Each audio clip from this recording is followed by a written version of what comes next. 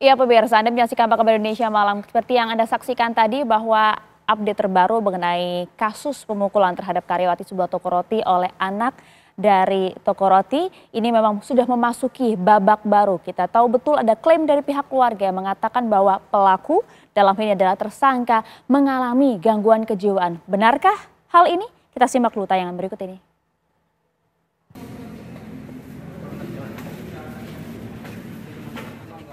George Sugama Halim, tersangka penganiaya terhadap karyawati toko roti Dwi Ayu, menjalani pemeriksaan kejiwaan di Rumah Sakit Polri Kramat Jati, Jakarta Timur.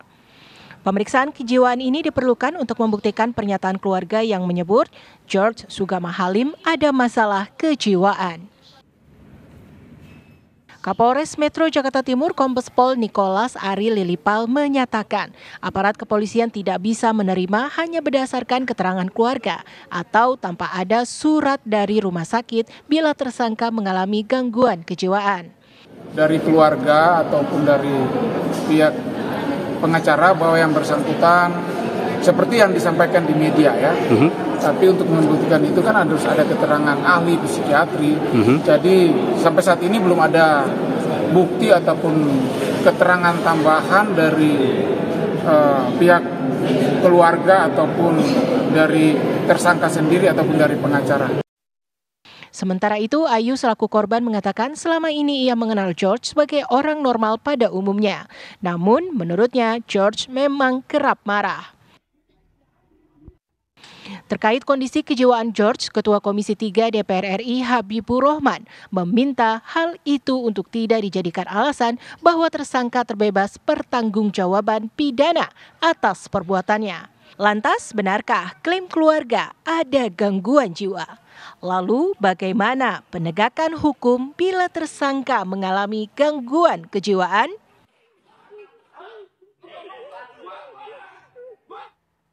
Ya pemirsa, kita coba akan hadirkan untuk Anda bagaimanakah sebenarnya duduk perkara dan juga kronologi mengenai kasus ini berikut ini. Ya seperti yang Anda lihat pemirsa, memang pelaku George Sugama Halim ini pemirsa ini sempat melakukan dan bahkan menyuruh korban Dwi Ayu untuk mengantarkan makanan ke kamar pribadinya pada tepat 17 Oktober pada pukul 9 malam. Sementara itu pemirsa, korban memang sempat menyatakan menolak karena bukan tugasnya. Pelaku pun kemudian bersikeras bahwa korban harus tetap mengantarkan makanan tersebut ke kamar pribadinya. Korban tetap menolak, namun nampaknya korban ini kemudian ditarik keluar toko oleh ayah George. Ayah pelaku pun menyuruh korban pulang dan silakan untuk melaporkan ke polisi.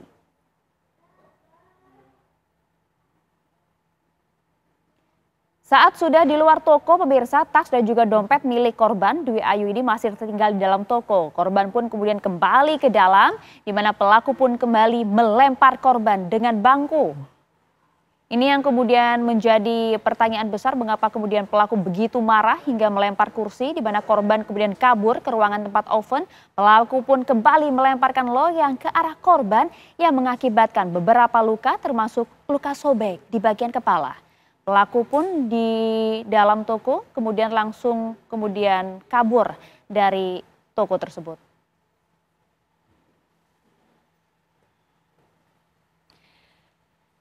Ya itu tadi kami sudah hadirkan untuk Anda bagaimana sebenarnya duduk perkara kronologi pada saat hari kejadian, yaitu tepatnya pada tanggal 17 pada pukul 9 malam. Dan kami pun akan coba mengajak Anda untuk berbincang secara langsung bersama dengan korban. Sudah bersama kami, udah ada Mbak Dwi Ayu Darbawati di sini di studio Apa Kabar Indonesia Malam. Selamat malam Mbak Dwi. Selamat malam.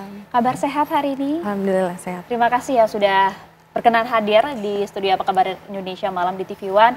Dan mohon maaf kami kemudian nanti harus sedikit mengulik dan juga membuat Mbak Dwi harus mengingat-ingat ya kejadian-kejadian yang buruk menimpa Anda. Sekali lagi kami turut prihatin dengan apa yang terjadi kepada Mbak Dwi. Terima kasih Mbak sekali lagi sudah hadir. Kalau tadi kita sudah tampilkan Mbak ya, ada kronologinya tersebut. Betul duduk perkaranya demikian, apa sebenarnya ini hanya pemicunya saja? Beberapa waktu lalu sebenarnya memang sudah ada kejadian-kejadian yang kemudian menguras emosi. Betul. Jadi awalnya tanggal 17 Oktober 2024 jam 9 malam, di situ posisinya saya sedang bekerja.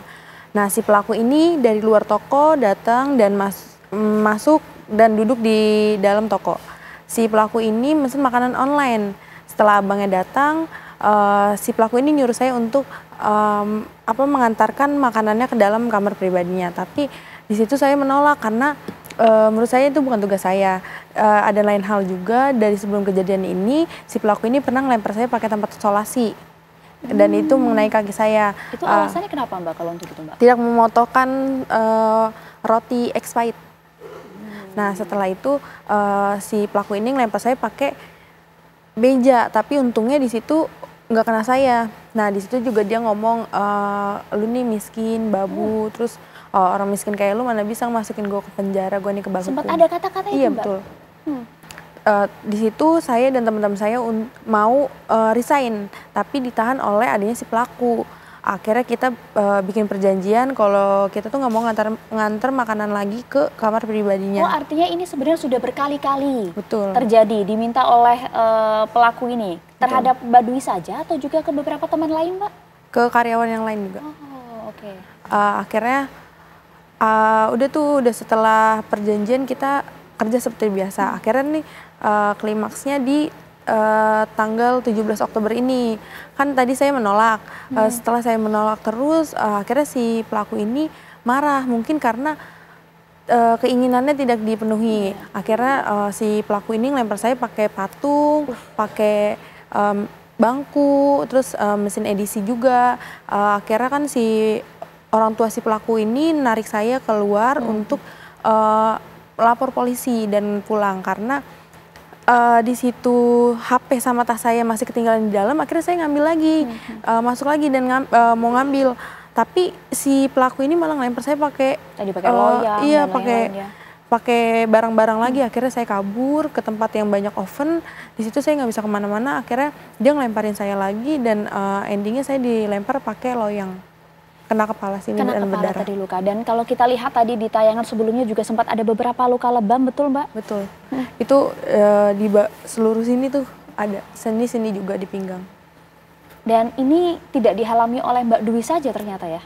Kalau untuk pelemparan ke saya aja, tapi kalau untuk verbal ke semua karyawan. Ke semua karyawan. Ini kan yang terbaru Mbak, seperti dengan judul kami bahwa pihak keluarga sempat mengklaim terakhir ya bahwa pelaku ini sebenarnya mengalami gangguan kejiwaan. Kalau Mbak Dwi sendiri mengenal pelaku ya selama beberapa bulan bekerja di toko roti tersebut, seperti apa? Betul tidak sih ada gelagat-gelagat aneh bahwa ternyata memang pelaku ini ada gangguan kejiwaan yang dialami? Setelah saya kerja di situ kan saya melihat ya, dan saya rasa si pelaku ini normal aja karena si pelaku ini sering meeting sama orang. Dan si pelaku ini juga memegang cabang di Kelapa Gading. Oh, punya jabatan penting juga. Betul. Ya. Dan tidak ada gelagat-gelagat aneh begitu Mbak? Saya rasa sih nggak ada ya. Nggak ada ya, tapi beberapa kali kalau saya lihat juga dengar di RDP bersama dengan DPR kan sempat sampaikan bahwa pelaku ini memang punya sifat emosian, betul Mbak sepertinya? Iya, kalau misalnya si pelaku ini meminta terus kita nggak nurutin, itu dia bakal marah. Dan ini berkali-kali terjadi. Artinya orang tua pelaku sebenarnya tahu Mbak ya? Tahu. Responnya? Dia sih kayak bilang aja kayak, lu jangan kayak gitu. Maksudnya menasehati anaknya. Tapi hanya sebatas itu saja. Iya. Nah tadi Mbak juga sempat sampaikan bahwa ayah korban sempat menarik Mbak Dwi keluar dan bilang, laporkan polisi saja. Sempat itu terjadi ya Mbak ya? Betul. Artinya keluarga korban sempat berada di pihak Mbak Dwi pada saat itu? Betul. Tapi sekarang nampaknya berbeda ya Mbak ya? Ya seperti itulah. Respon Mbak Dwi seperti apa Mbak? Ya apa ya? Mungkin ya saya nggak ada respon apa-apa sih, cuman kayak ya udahlah yang penting kasusnya selesai gitu. Ada hal yang sempat dibicarakan tidak Mbak oleh pihak keluarga pelaku, dalam ini orang tua pelaku yang juga majikan dari Mbak Dwi begitu ya, pada saat usai kejadian Mbak, ada yang sempat disampaikan tidak? Permintaan maaf lewat pas kejadian itu juga si ibunya pelaku ini meminta maaf kepada saya. Setelah beberapa hari si ibunya ini juga meminta maaf lewat WhatsApp. Gitu. Sempat? Iya, tapi emang minta maaf ke saya aja, tidak secara kekeluargaan. Dan itu hanya melalui chat aja ya Mbak ya? Iya. Tapi sempat ada permintaan untuk tidak dilaporkan ke polisi atau di blow up ke media. Ada tidak pernyataan seperti itu Mbak? Nggak ada sih, Nggak ada tapi setelah video ini viral, si ibunya ini pernah WhatsApp ke saya. Kalau kamu nggak ngapus video ini, saya laporin ke polisi. Tapi itu chatnya dihapus sama dia. Oh tidak jadi dikirim?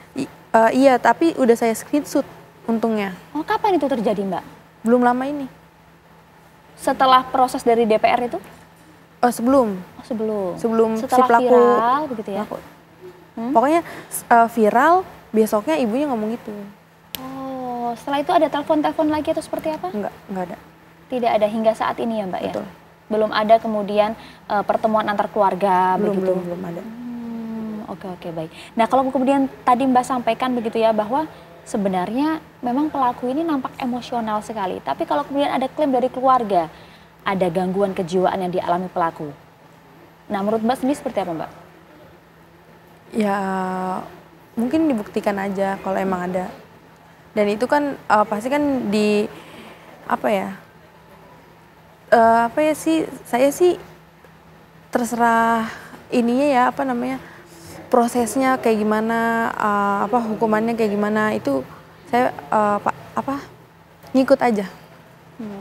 Ikutin aja proses seperti apa ya. Betul, Tapi kalau menurut Mbak sih nampaknya keadaannya normal-normal Betul, saja betul. ya. Karena setiap hari tadi kan juga memegang, ada satu cabang daerah mana Mbak? Kelapa Gading. Di Kelapa Gading. Betul. Tapi aktivitas harian dari pelaku ini seperti apa Mbak?